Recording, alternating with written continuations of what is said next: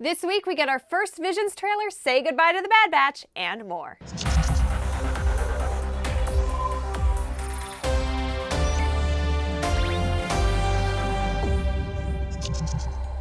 What am I supposed to do now that the Bad Batch is over? How will I get my Omega fix each week? Oh, Crosshair, why did you have to break my heart like this? I'm gonna need some mental mix before we get to the news this week, okay? Be right back. This helped a little bit. Oh, hey, that's the answer to this question. You're welcome.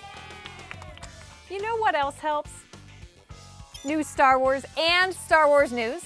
On Tuesday, a new trailer for Star Wars Visions dropped with an exciting 2-minute sneak peek at things to come. And in addition to these dazzling images from 9 original stories produced by 7 visionary anime studios, we learned there will be star-studded Japanese and English dub voice casts for the series, which you'll be able to watch in the original Japanese. Masaki Terasoma, Kenichi Ogata, and Ryoko Shiraishi are among the cast for the Japanese shorts, while Joseph Gordon-Levitt, Kamiko Glenn, Lucy Liu, and Star Wars alums Tamora Morrison and Christopher Sean are among the English dub actors. The cast even includes the legendary George Takei, or as you may know him, I am General Lockdurd of the Separatist Alliance, the voice of Lock Durd in Star Wars The Clone Wars, and other roles. To watch or rewatch that trailer and take a closer look at the full cast list, head to starwars.com/thisweek right now. This November, we're celebrating Life Day in style. Yes, there will be bantha stew and flowing red robes and those glowing orb things that everybody carries around, but we're also getting an all-new collection of festive comic book stories, Marvel's Star Wars Life Day #1, which includes stories by Cavan Scott, Justina Ireland, Jody Hauser, and Steve Orlando, with cover art of Han Solo and Chewbacca by Phil Noto. For more from these writers of these Life Day lessons, head to starwars.com/thisweek now. A special extra episode of Disney Gallery's Star Wars The Mandalorian arrives on Disney Plus next Wednesday, August 25th, to dive deeply into the creation of the Season 2 finale. But while we wait, this week we got our first look at a special clip from the episode featuring Luke Skywalker himself, Mark Hamill, behind the scenes of the surprising reveal. For a closer look, do the magic hand thing and you'll be transported to starwars.com/thisweek now. You should also type it in. And finally, yet another thing that makes us cry. Last week, the season finale of Star Wars The Bad Batch Kamino Lost came to a shocking conclusion. Kamino, a world once erased from the Jedi Archive, was obliterated by the Empire, and Clone Force 99 had to come together to escape with their lives. Even Crosshair joined up with his brothers and Omega for one final mission, but when it came time to choose a side, not everyone was on the same page. I made my decision. Oh, Crosshair, why are you like this? We all knew that the finale of The Bad Batch was going to be emotional. We said goodbye to Clone Force 99, at least for now, and saw the explosion-filled ending on Kamino. We chatted with supervising director Brad Rau and head writer Jennifer Corbett on what the end of Kamino means for not only The Bad Batch, but the Star Wars galaxy at large. Let's see what they had to say. It's sad. I might get a little sad. It's the end of an era. As we've in this show in season 1 shown the rising of the Empire, they're more fully upon us. And it's definitely been a slow burn, something that we're still playing out, but seeing that at the end of season 1 is intended to look like the end of an era for sure. Open fire.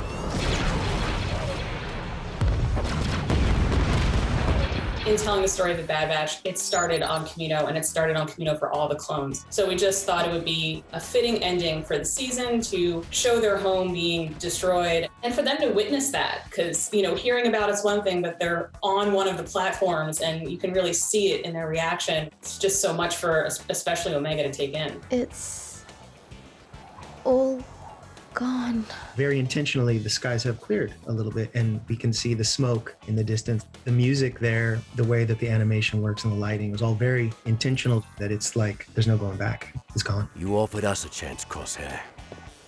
This is yours. I made my decision.